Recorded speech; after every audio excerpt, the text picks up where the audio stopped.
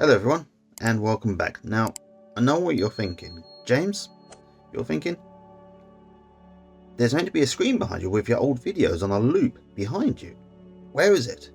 And the answer to that question is, well, I'm trying something new. Well, put a long story short, I decided yesterday, it was yesterday, to back up my videos. Just make sure they're stored on a external hard drive in case, my channel ever gets hacked or anything like that.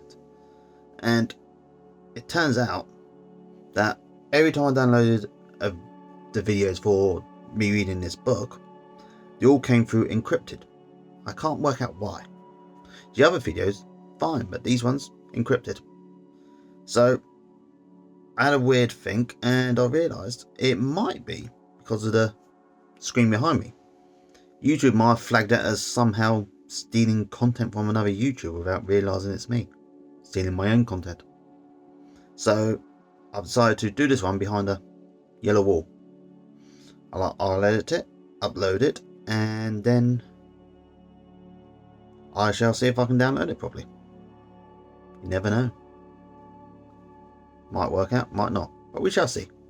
Either way, you're not here for the screen behind me. You're here for this, aren't you? This. You want this, don't you? You want me to open this up and read it, don't you? I know you do. You want me to open this up and read it. And say the words. And give my thoughts when something happens. I know you do. I know you want it.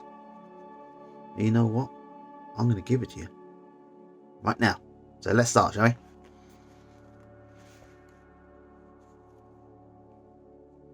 Hope you remember where we were. Otherwise you'll have to watch the last video and see what happens.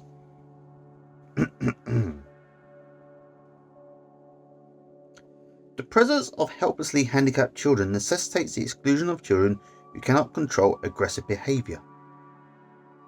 The open nature of the facility, i.e. no locked doors, also requires the exclusion of children who are either extremely destructive or severely antisocial, or those intent on running away.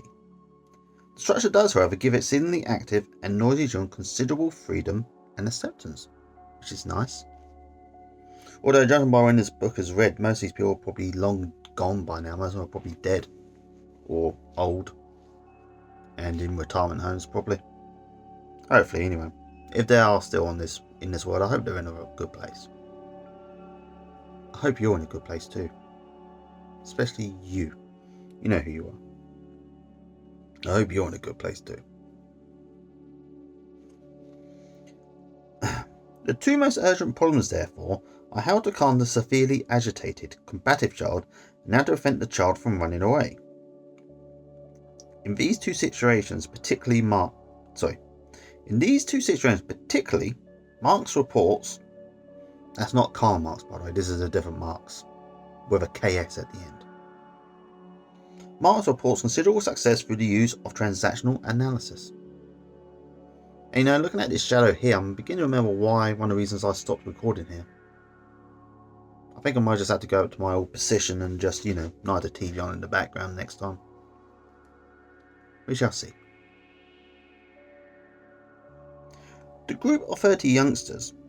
Now we use the term youngsters to refer to the entire age range for want of a better generic term.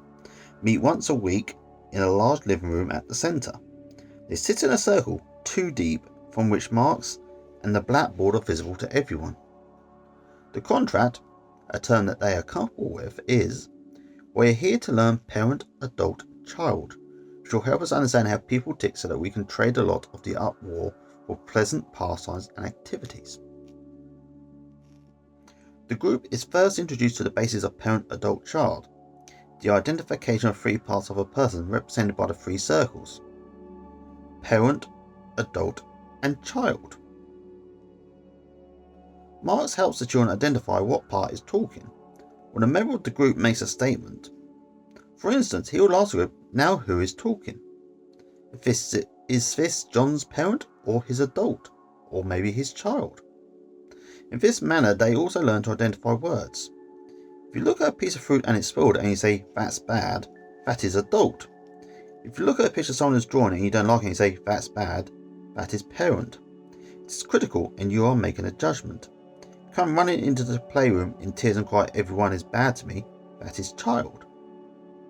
The youngsters very quickly learn to identify words and actions in this way. They find it satisfying, an experience which helps them recognise they have an adult or a computer. The word computer is another word with which the children are comfortable. Their understanding of their adult as a computer has made it possible to talk about R-wordation. I almost fell for it, but I didn't. A subject which rarely is mentioned in most institutions. The way Marx presents this to the group is: some guy may have a $1 million computer, and some guy may have a $10,000 computer, but we're not going to worry about that. All we have to do is find out the best way to use the computer we have got. After all, you don't have to have $1 million computer to be nice to people or to do a good job. It's very true. And you know what else? I guarantee that $1 million computer at the time this book was written can't even do a fraction of what your phone can do. It's amazing how far technology has progressed, but at the same time it's kind of depressing. I think that people spent years building those things back then and they'd be massive, and they can't, and now you have like little handheld devices that sit in your pocket that can do that and a ton more.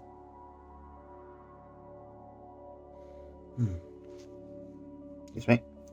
Underlying the entire program is an often repeated statement: I'm okay, you're okay. And that's true. I'm okay and you're okay too. The youngsters repeat this in unison at the beginning and end of each session, and it becomes in their daily living a key that turns off emotions and turns on their adult. They are helped to understand that comparing is what the child wants to do. Marx explains, the child wants to say mine is better. To be fair, I know a lot of people who say it now as adults. That's their child speaking too. See, I do get this. I am taking this in. And I've got a better computer than you have. That is one way the child feels better. It is the child who is always worried about who is smarter. But the adult can see that if being smart were the most important thing in life, then there would only be a few happy people in the world. The best painter or the best mathematician or the best musician. At the time of this book, I suppose Jimi Hendrix probably would have been the best musician in the world. I suppose that's an opinion thing. And all the rest would be unhappy because they were not as good. The group grasps and appreciates this approach. Excuse me, Phil. I'm itchy tonight. You'd think after a 1 year plus of making videos I'd be less nervous doing this, but I'm not. What's that? No, sorry. Sorry, I thought I saw a little bit of dust on the thing, but it's not. Is that? No. No, I'm going to get back to the book. Sorry about this, people.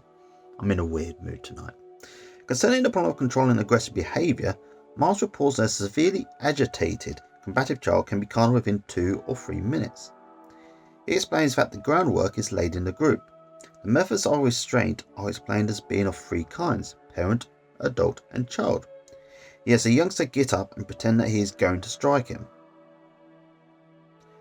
Then I'll grab his arm and hold it, Marx says, and asks the group, how am I restraining Joe? They will agree that this is the adult restraint in that he is merely stopping him from hitting. Then Marx will pretend to hit the child back, and they readily identify this as child restraint. Then Marx will pretend to take him over the knee and give him a spanking. You know, if you want to know what it is, just watch the John Wayne film. He does that in most of them. Which is readily seen as parent restraint. The way this understanding is put to use in problems of emotional control was related by Marx. Now, what they're trying to say is that children hit. An adult, if you remember Marx, he grabbed Joe by the arm. He didn't hit him. He didn't push him or slap him or put him over his knee and give him a good spanking. He just held his arm and stopped him. and adult restraint.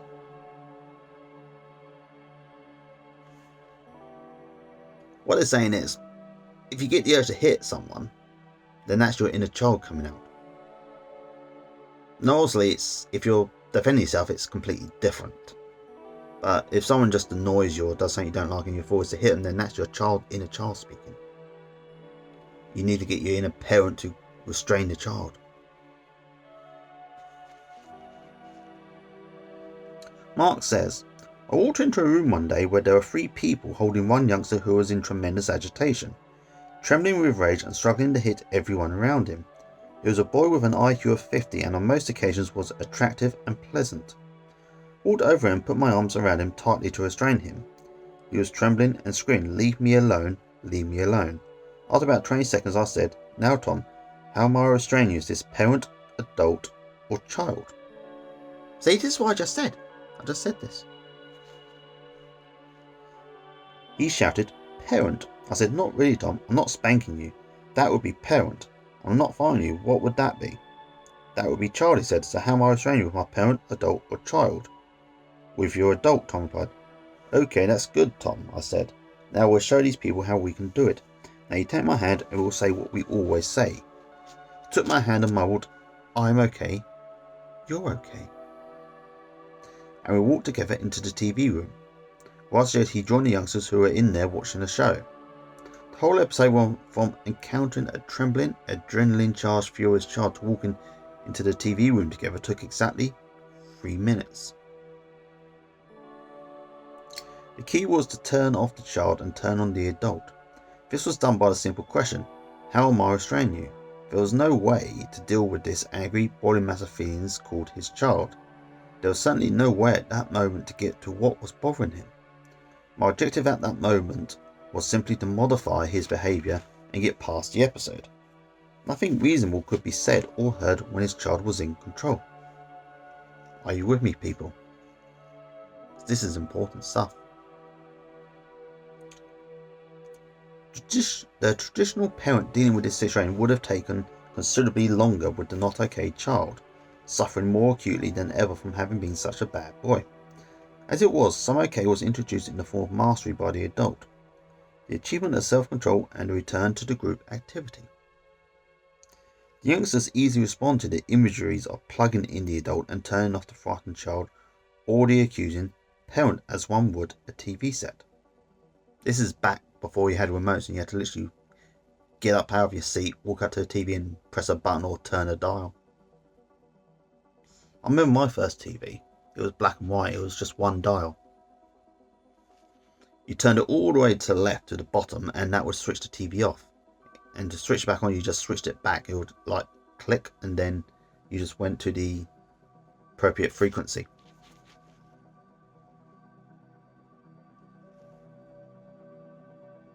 Sorry, I was just talking about that, brought back some memories. My old TV. That TV would be worthless now because, you know, everything's digital.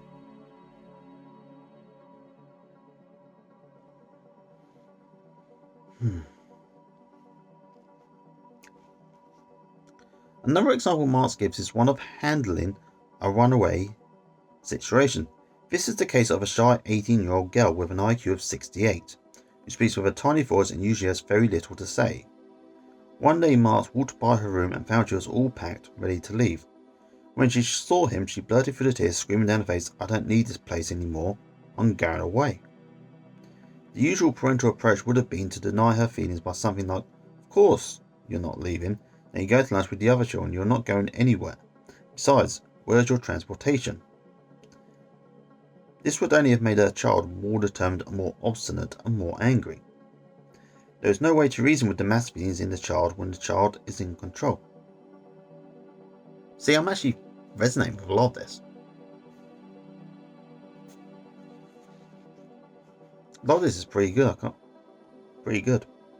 I mean, shame about the heavy use of the R word, but not much else I can say, really. Anyway, let's get back to it, shall we? Marx instead sat down on the girl's bed and said, You're sure not feeling okay today, Carolyn? Somebody must have really hooked your child. Yes, she responded quickly. Well, what happened? Mark said. They won't let me buy a pocketbook, said Carolyn. You don't get that name more, Carolyn. You know, said Marks, I like your not okay jar, but now I want to talk to your adult. So I'll tell you what, you grab my hand and we'll say, I'm okay, you're okay. Which they did.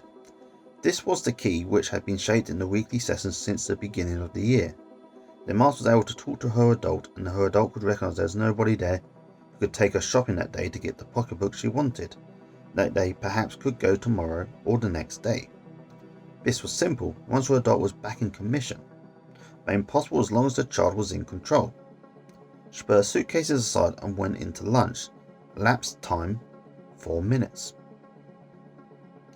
Both of these cases, Marks commented, we accomplished what we wanted. We subdued the emotional episode and we enriched our relationship. I venture to say that if these youngsters had a sufficient number of these relationships, in a period of a few months, perhaps years, they could learn enough self-control, data processing to enable them to feel and act okay. Summarily, we may say that the solution to the problems of all children, regardless of their situation, is the same solution that applies to the problems of grown-ups. We must begin with the realization that we cannot change the past. We must start where we are. We can only separate the past from the present by using the adult, which can learn to identify the recordings of the child with its archaic fears and the recordings of the parent with its disturbing replay of a past reality. Parents who have learned to do this through the understanding and application of parent-adult child will find themselves able to help their children differentiate between life as they observed it, or were taught it, as the parent, life as they felt it, which is the child, life as it really is, and life as it can be, the adult. They will find this same procedure will be of the greatest value in the period of change that lies ahead, the years of adolescence, which we will examine in the next chapter. And we will examine that in the next video, because we're done tonight. I hope you learned something, because I did. So until next time, people, take care of yourselves, okay? Bye.